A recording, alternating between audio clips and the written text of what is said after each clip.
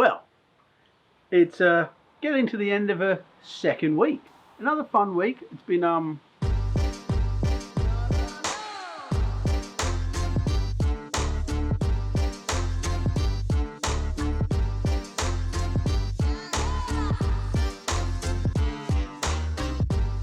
well, uneventful actually. Interestingly enough, I've really enjoyed it. I'm excited by the whole full-time Knifemaker thing.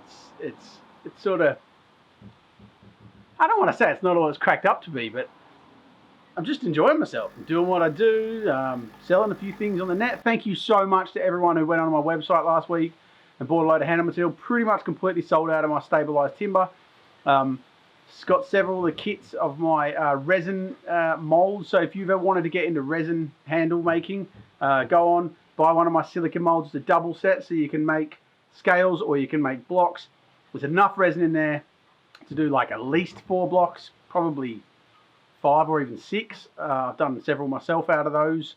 In those molds, I reckon probably 6, maybe like 20 scales or more, and some colors. We're also just about to release the color range, so we'll have sets of like 10 or 15 different colors going in that you can basically buy a starter set and then buy more as you go. And the resins, so the resins are on there selling per litre. I can't remember what we're up for. I think $36, which if you think about it is for a litre is about half the price of 1 pound of alumilite. So 1 pound of alumilite is less than 1 kilo of resin. It's less than half a kilo of resin. And so we're selling essentially 1 kilo of resin for I think $36. So it's basically a quarter of the price of alumilite, and it's an excellent resin. Now the beautiful thing about this resin is it's quite a slow cure resin, which means it's awesome for knife handles, but it's also really cool for other stuff like jewelry making and that sort of thing. But even more importantly than that, you don't need a pressure pot. In all my testing, I've been able to put them and just have them sit out and cure. They cure a bit slower, but the bubbles all rise to the top and they pop. This is a block of clear. I've done several of these, testing at different temperatures and that sort of thing, and it's completely clear. I would say as clear as some of the stuff I've used, like crystal cast and things like that, even liquid diamonds potentially. Now liquid diamonds is even more expensive than alumilite. Now this stuff is tough as it's really cool. So, but it's not chippy, which is the nice thing. A lot of the harder resins are quite chippy, but this doesn't chip out when you turn it. I've really liked using it.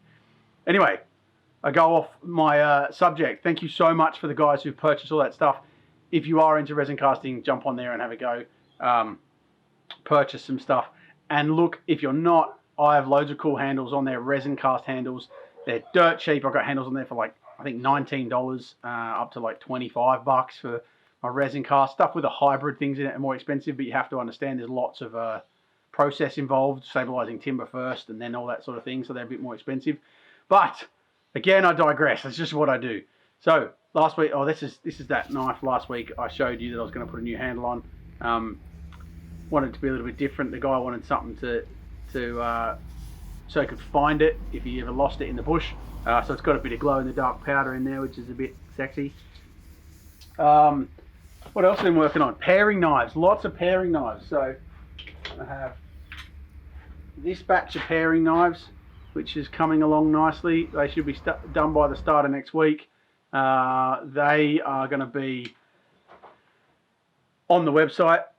One of them spoken for, potentially 2, so there isn't that many left of them.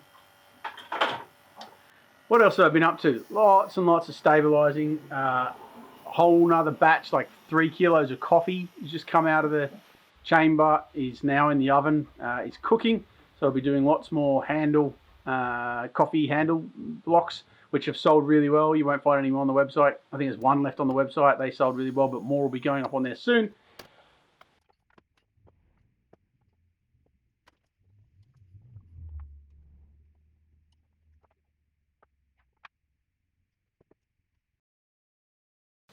I had this cool product turn up. It's called Chinese wood oil. It's a cool product and a red oil. They also do like a polish that comes with it too. They sent it to me so I could have a test and play with it. And actually I used it on that handle. It seems like it's going to be really nice to use, quick to apply. And then they've got several finishes depending on how you want to sort of buff it up and that sort of stuff. I've really liked it.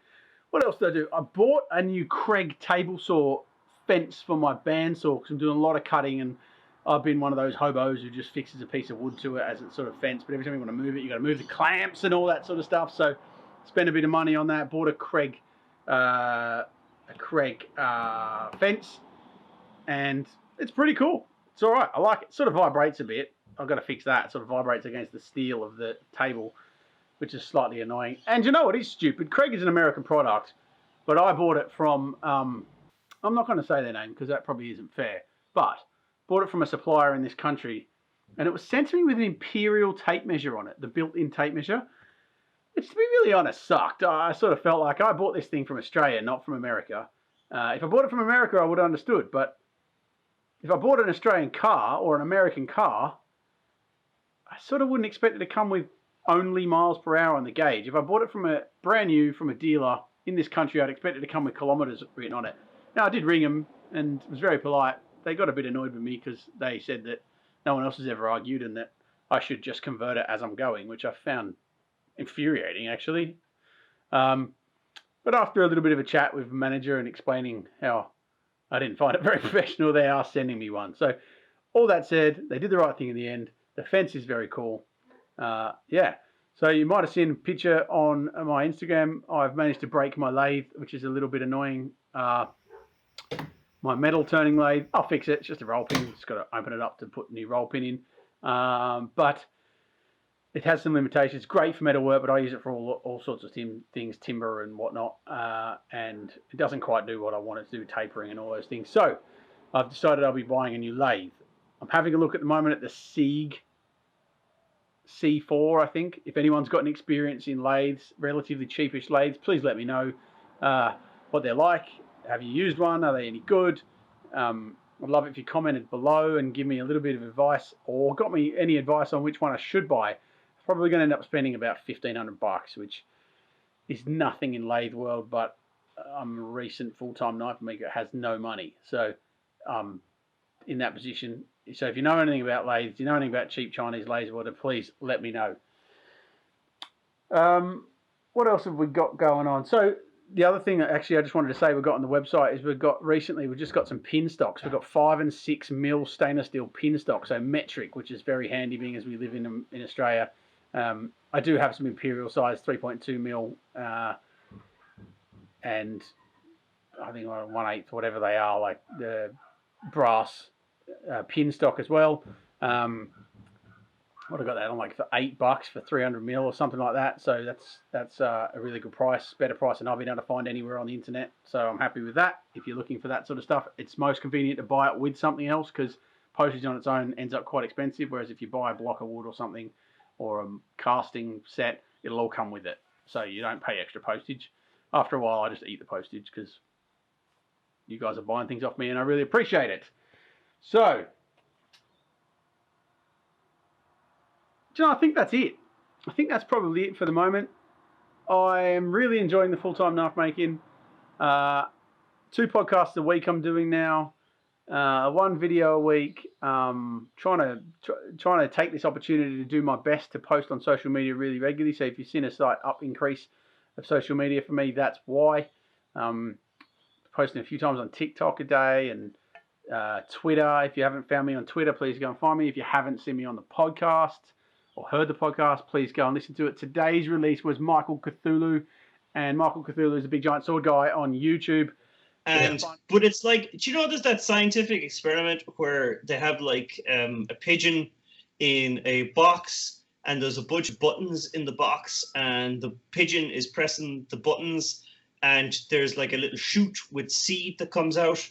And but the trick is the seed comes out anyway. It has nothing to do with what the pigeon is doing, but the pigeon will develop a superstitious behavior based on, like, if the pigeon happened to be standing in one corner of the cage, or if the pigeon happened to be tapping certain buttons, it'll like, even a pigeon will adopt this superstitious set of behaviors to try and make more seed come out. And I often wonder what YouTube is like. You have all these people trying to wonder out what the right thing to do is, and I often feels like, are we all just like pigeons in cages? Like, you know, nothing we do actually matters. On YouTube, the funniest dude ever. Thoroughly enjoyed having him on. And that one released today. And yeah, he's a bit crazy, and I love him for it. So thank you very much for watching. I really appreciate it. Comment below, bump up these numbers. Because look, every time you guys watch, I get paid 0.111 of a cent or something stupid. So I really appreciate it. So please share this video. In fact, I'd really appreciate if you share this video. I'd love to see it on heaps of sites and that sort of thing. What else can I say? I really appreciate the fact you guys do that sort of stuff for me. Thank you very much for your loyalty. Thank you very much for buying things. And I will see you beautiful people next week. Bye-bye.